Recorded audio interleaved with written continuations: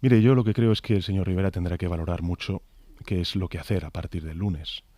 Pero mi opinión, si me pregunta, es de una cierta decepción. Yo llegué a un acuerdo con el señor Rivera. Y creí entonces que es verdad que era un partido pues no adelantado ni avanzado en el ámbito social, en las políticas sociales, tampoco de igualdad de género, pero yo creía que era una derecha que venía a regenerar la vida democrática, que se creía de verdad que había que luchar contra la corrupción, y lo que hemos visto ha sido un viraje absoluto hacia posiciones derechistas. Bueno, esa es la estrategia política que ha decidido el señor Rivera para su partido, pero yo creo que precisamente esa estrategia le va a llevar al declive como proyecto político. Científicos del premio Jaume I, un premio muy prestigioso en la Comunidad Valenciana, han elaborado un vídeo en el que reclaman, se quejan amargamente de la poca presencia que tiene la ciencia en el debate público español y en la campaña electoral. Reclaman atención y recursos para la ciencia. Apenas se habló de cambio climático, no se mencionó en los dos debates que han mantenido los candidatos en nuestro país.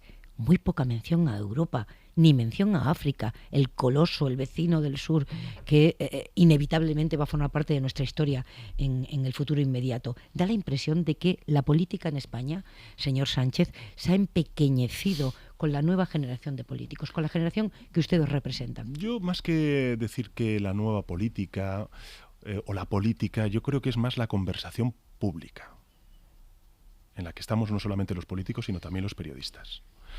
Fíjese, la primera medida que tomó el gobierno del Partido Popular cuando tuvo mayoría absoluta fue aprobar un Real Decreto Ley por el que creaba un impuesto al sol y frenaba el desarrollo de las energías limpias. Este gobierno, en 10 meses, ha derogado el impuesto al sol, ha impulsado el autoconsumo, ha aprobado un anteproyecto de ley de cambio climático y ha aprobado un Plan Nacional Integrado de Energía y Clima con un objetivo bien claro de que en el año 2050 nuestra economía sea neutra en carbono.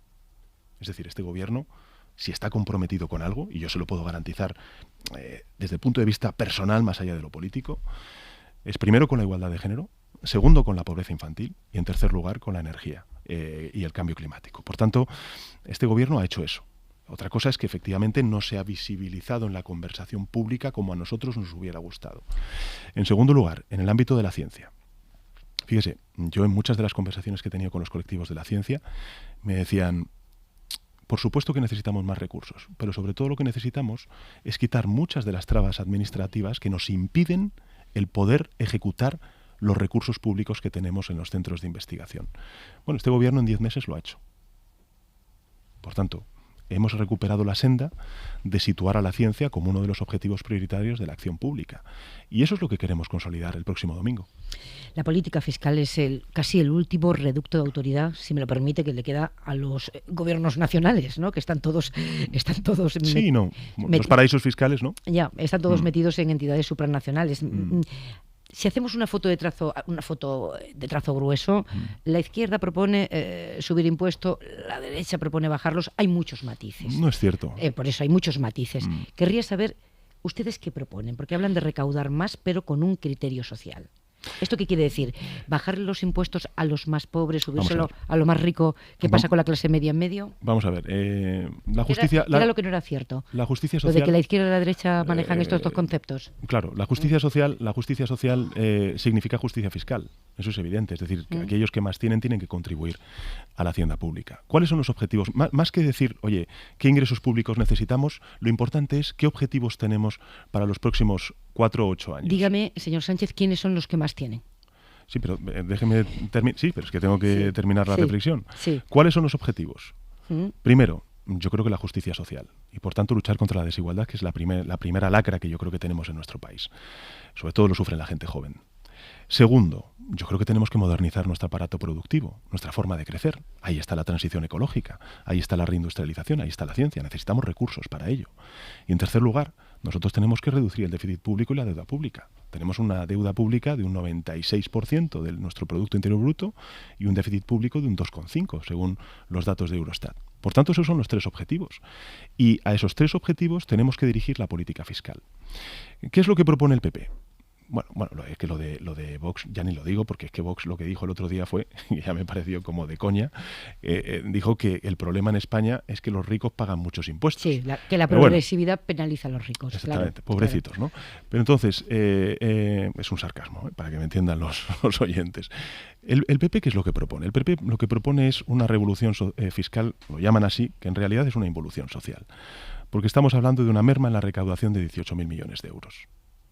Esos 18.000 millones de euros lo que significan es, para que se haga usted una idea, un 25% de lo que el Estado y el conjunto de instituciones públicas invierte anualmente en la sanidad pública de nuestro país. Un 37% de lo que invertimos en la educación pública de nuestros hijos y nuestras hijas. 18.000 millones de euros es ahora mismo el déficit que tiene la Seguridad Social. Si usted lo que propone es una merma de la recaudación de 18.000 millones de euros y tenemos que reducir el déficit público y la deuda pública, pues es evidente que si usted ingresa menos en la caja, saldrá menos de la caja. Ya. Y por tanto, es evidente que lo que están proponiendo es un estado del bienestar mucho más reducido. Por tanto, la primera de los objetivos y el segundo, luchar contra la desigualdad y frenar, o mejor dicho, modernizar nuestro aparato productivo, no se van a cumplir. Dígame lo que propone usted. Pues yo lo que propongo es justicia fiscal. ¿Qué significa eso? Bueno, pues que las grandes corporaciones en nuestro país no pueden tener un tipo de efectivo de sociedades inferior al 10%. Deben de tenerlo. Como usted sabe mucho de política fiscal y el resto no, esta periodista no y los oyentes tampoco, vamos por partes. Cuando hablan de que paguen más los que más tienen, ¿a quién se refieren? Grandes corporaciones. El tipo de efectivo, que es el tipo que realmente pagan las grandes corporaciones en este país, está en una media de por debajo del 10%. Nosotros lo que queremos es como mínimo que paguen el 15% en sociedades. Grandes corporaciones. Bien. Segundo, yo creo que tenemos que abrir un debate, y yo creo que España puede liderar ese debate dentro de la Unión Europea, para crear un impuesto a las grandes corporaciones digitales, es decir, a los grandes Googles, Amazons y demás, que no pagan ni contribuyen al erario público español. Pero bueno, no solamente en España, sino en el conjunto de países de la Unión Europea. Yo creo que ese debate sobre la fiscalidad a las grandes corporaciones digitales tenemos también que abrirlo. Y en tercer lugar, yo creo que es evidente que tenemos que luchar contra el fraude fiscal y equiparar progresivamente la tributación de las rentas del capital a las rentas del trabajo. Es decir, no puede ser que el impuesto de la renta de las personas físicas sea el impuesto sobre la nómina de los trabajadores. Y por tanto ahí yo creo que tenemos que hacer una reforma. Los que menos tienen, lo que llamamos los pobres o empobrecidos, ¿van a seguir pagando los mismos impuestos si ustedes gobiernan? Vamos a ver, yo creo que la clase media trabajadora debería de sentir un alivio, un respiro fiscal. Pero también le digo una cosa, fíjese, volviendo un poco al planteamiento de la derecha, simplemente para responder desde el punto de vista de la izquierda a lo que usted me plantea. La derecha lo que plantea es que aquellos que ganan $500.000 de euros al año tengan una rebaja fiscal de 50.000 euros. Aquellos que ganan 12.000 euros al año tengan una rebaja fiscal de 3 euros. Este es un poco el planteamiento que hace la derecha. ¿Cuál es el problema? Que con esa política económica, por ejemplo en Andalucía, ¿qué es lo que ocurre? Bueno, pues que están subiendo el precio de las guarderías.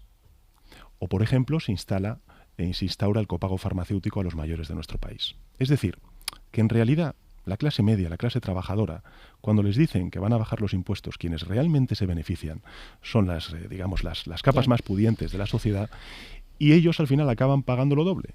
Porque es verdad que a lo mejor pueden percibir 3 euros o 5 euros o 15 euros de rebaja fiscal, pero acaban pagando más en términos de educación pública, en términos de medicamentos, etcétera, etcétera. ¿Algún alivio en impuestos indirectos para los que menos tienen? Nosotros propusimos en los presupuestos generales del Estado, que fueron tumbados por los independentistas y la derecha, precisamente el alivio en el IVA a determinados productos vinculados con la higiene femenina y con otras cuestiones. Me pregunta un oyente, ¿cuánto puede sacar de ponerle el suelo en sociedades a las grandes corporaciones?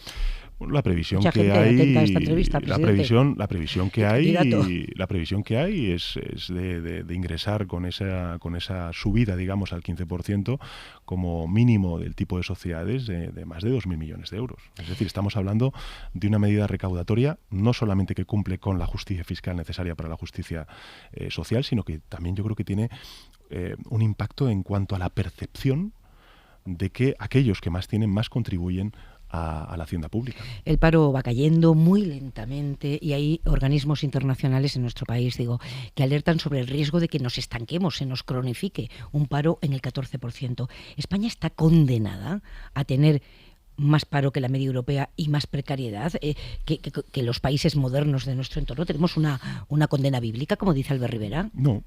Como dice Albert Rivera, ¿qué creen ustedes? Yo creo que no, en absoluto. Es decir, aquí ningún partido político va a decir, oye, que no queremos crecer o no queremos crear empleo. Todos los partidos políticos te van a decir que sí, que quieren crecer y que quieren crear empleo. El problema es qué tipo de crecimiento y qué tipo de empleo se crea. Por tanto, claro, cuando antes decíamos que el segundo de los objetivos es modernizar nuestra economía, modernizar nuestro crecimiento económico, es hablar de transición ecológica, es hablar de ciencia, es hablar de formación profesional, de universidades, de educación, es hablar de, en definitiva, todos aquellos nuevos motores que necesita la nueva economía de nuestro país para garantizar un crecimiento sostenible. Y para eso, insisto, necesitamos recursos económicos, para eso necesitamos tener un estado del bienestar fuerte que redistribuya los frutos del crecimiento económico y modernice nuestra forma de crecer. Y a partir de ahí, es evidente que en la próxima legislatura necesitaremos aprobar un nuevo Estatuto de los Trabajadores. Necesitaremos reformar el RETA, el régimen especial de los trabajadores autónomos, para que puedan cotizar conforme a sus ingresos reales. En realidad, lo que necesitamos hacer durante los próximos 4 años, creo que la hoja de ruta está bien clara. ¿Qué es lo que necesitamos? Pues una mayoría parlamentaria que dote de estabilidad al país para abordar esas grandes transformaciones que exige. Habrá muchos españoles y españolas preocupadas y asustadas porque la OCDE dijo ayer que el 20% de los puestos de trabajo que hay en España, ya sabemos que hay pocos, pueden ser ocupados por robots. El gobierno tiene una agenda para ir, en fin, adaptándonos a esa nueva realidad. El gobierno, sin y el duda, programa del Partido Socialista. Sin duda. Bueno, además hemos empezado a situar los pilares en estos 10 meses. Por ejemplo, cuando hablamos de reformar las políticas activas de empleo, yo creo que tenemos que pasar de unas políticas que se han centrado sobre todo en las bonificaciones en la seguridad social hacia colectivos vulnerables de no poder crear empleo, hacia políticas de formación continua de los trabajadores. Cuando hablamos de potenciar la formación profesional, como hemos hecho desde el Gobierno durante estos 10 meses, estamos hablando de que prácticamente un 75% de los chavales que salen de la formación profesional pueden encontrar un puesto de trabajo. Cuando hablamos de la necesidad de derogar la LOMCE y aprobar una nueva ley educativa, estamos hablando también de incorporar todo lo que representa la capacitación digital en nuestro sistema educativo, como lo estamos planteando nosotros, ¿no? Por tanto, estamos sentando las bases ya de esa gran transformación que exigirá también pues una capacidad de anticipación por parte de la sociedad, no solamente del Estado, evidente, ¿no? Pero fíjese, en España, estas previsiones también que se hacen por parte de la OCDE son bastante amplias. Quiero decir que, ¿cuál puede ser el impacto directo que pueda tener la inteligencia artificial o la industria 4.0 en la destrucción y en la creación de nuevos empleos? Bueno, pues te pueden decir, hay horquillas desde el 10% hasta el 30% o hasta el 40%. Es decir, no se sabe exactamente qué impacto puede tener. Lo que sí que se intuye es que, evidentemente, como en todo momento disruptivo, va a haber perdedores y va a haber ganadores. Y por tanto se necesita tener un gobierno con la suficiente capacidad de anticipación como para preparar a la sociedad ante ese cambio disruptivo, pero también con la suficiente empatía social, como para aquellos colectivos que pueden sufrir de este cambio disruptivo, encontrar una pasarela que les permita lograr esa nueva oportunidad en esa nueva economía. El movimiento feminista elaboró una especie de manifiesto en el que le pedía a los hipotéticos gobiernos que salgan de las urnas el domingo una serie de cosas, entre otras, la derogación de las reformas laborales. Bueno, yo creo que ese debate, digamos, está superado por parte de la izquierda. Es decir, todos estamos de acuerdo en derogarla. Sí, pero es que yo, como presidente del Gobierno, lo que tengo que plantear es un nuevo Estatuto de los Trabajadores. Es decir, porque aquellos que plantean la derogación también de la reforma laboral del 2010, ¿qué es lo que nos dicen? Que tenemos que ir a la regulación del mercado laboral de 1990, del siglo pasado. Yo creo que tenemos que mirar al futuro. Es decir, cuando hablamos de futuro, cuando hablamos de que España tiene que avanzar, lo que tenemos que hacer es aprobar un nuevo Estatuto de los Trabajadores. Cuando hablamos, por ejemplo, fíjese, antes comentaba usted todo este tema de la economía digital, de la inteligencia artificial. Bueno, pues hay nuevos derechos que se están planteando a los trabajadores, por ejemplo, de propiedad intelectual en la producción de horas laborales, ¿no? Pues ese tipo de cuestiones son las que tenemos que abordar también en una nueva regulación de nuestro mercado de trabajo. Dialogar con el independentismo catalán, señor Sánchez, candidato socialista a renovar en la presidencia del gobierno. ¿Dialogar qué? Mire, los líderes independentistas no son de fiar. ¿Quiere beber más agua? No, estoy bien. Los líderes independentistas no son de fiar. Han mentido a los catalanes. Ellos en privado dicen una cosa bien distinta a lo que dicen en público. Ellos en privado saben, reconocen que la independencia no es posible, que el problema en Cataluña es la convivencia. Y están metidos en su laberinto, un laberinto que ellos mismos se han creado, con sus propias mentiras. Y el miedo que ellos tienen es que les llamen traidores, aquellos que creyeron en ellos. Por tanto, no son de fiar. Y yo lo digo claramente, no quiero que descanse la estabilidad ni la gobernabilidad de este país en manos de las fuerzas independentistas. No lo quiero. No lo quiero. Porque creo que España se merece 4 años de estabilidad, 4 años de concordia nacional. Por tanto, nosotros hablaremos con los independentistas, bueno, como vamos a hablar con todas las fuerzas políticas dentro de la Constitución. ¿De convivencia? De convivencia en Cataluña. Claro. Cuando hablan de más autogobierno, ¿a qué se refiere? Bueno, yo ya, fíjese, hasta incluso ya no hablo de más autogobierno. Es que creo que lo que tiene que hacer el independentismo es reivindicar el autogobierno. Porque es que en Cataluña no hay un gobierno en la Generalitat. Es que tenemos un presidente que no se cree que es presidente de la Generalitat.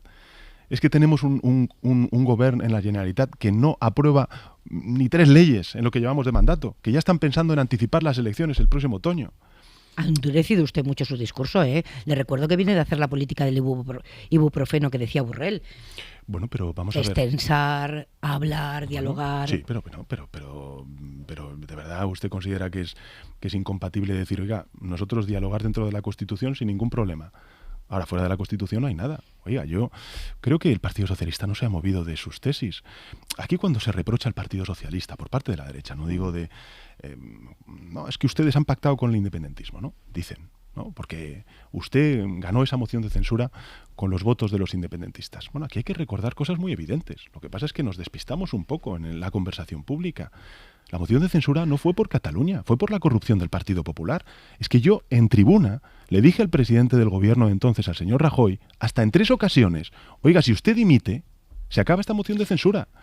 Por tanto, más allá de lo que ocurrió el 1 de junio, del cambio de gobierno, lo más importante es recordar por qué se produjo esa moción de censura. ¿Y qué es lo que hicieron 2 partidos? Uno, no asumir su responsabilidad, el Partido Popular. Y el otro partido, un partido que venía, dice, a regenerar la vida democrática de este país, lo que hizo fue votar en contra de esa moción de censura. Si no gobierna, a partir del lunes, dimitirá. En el Partido Socialista sería la 3ª vez que se presenta a unas elecciones y no lo consigue. Pero me pregunta usted unas cosas de claro, verdad. Yo es que me dedico a esto de preguntar. Como si en fin, está un torero que va a salir a la plaza y le dice usted, oye, si le da una cornada... ¿Dimitiría? Mire, yo es que esas cosas ni me las planteo. No sé si los oyentes han captado que cada vez que Pedro Sánchez, candidato socialista a la reelección, dice conversación pública, se refiere a los periodistas. Supongo que los periodistas que estamos aquí sí nos hemos dado cuenta, ¿eh? Nos ha mandado varios mandobles. Esto es nuevo, ¿no? Esto de que los políticos le den los mandobles a los periodistas. No, yo no, si lo ha interpretado usted así. Hablamos de Europa para terminar. ¿Qué Europa va a defender un hipotético gobierno presidido por Pedro Sánchez? Pues una Europa social. Creo que lo importante es dotar de contenido social al mercado único. Una Europa que tenga un ejército europeo propio, porque estamos viendo que, en fin, hay aliados tradicionales que dábamos por hecho en el otro lado del Atlántico, que están cuestionando esa gran alianza que es la OTAN. Y creo que una Europa solidaria. Antes usted ha hablado de África. Creo que es muy importante que seamos conscientes de que tenemos un reto, que es el reto migratorio, que es un reto común al conjunto de la Unión Europea y que necesita de respuestas comunes, no de respuestas bilaterales de los Estados miembros ante los países, digamos, de tránsito o de origen de esa migración, ¿no? ¿Con quién se entiende mejor en Europa ahora mismo? ¿Con qué líder o lideresa? Hombre, yo, pues por ejemplo, con Orbán me entiendo peor que con Merkel. Me entiendo mejor con el primer ministro liberal holandés o con Macron que con el primer ministro italiano. Que con el líder liberal español. Pero, insisto, es que para mí el señor Rivera, en términos políticos, ha resultado una decepción. Porque yo pensaba que estaba hecho de otra pasta, ¿no? Y, en fin, veo que no. Por tanto, ojalá el próximo lunes recapacite y tenga una posición mucho más constructiva respecto a, no a su relación con el Partido Socialista, sino respecto a lo que necesita el país y la aportación que puede hacer Ciudadanos a la gobernabilidad y a la transformación y la modernización de nuestro país. Pedro Sánchez, gracias por estar en la SER y suerte. Muchas gracias.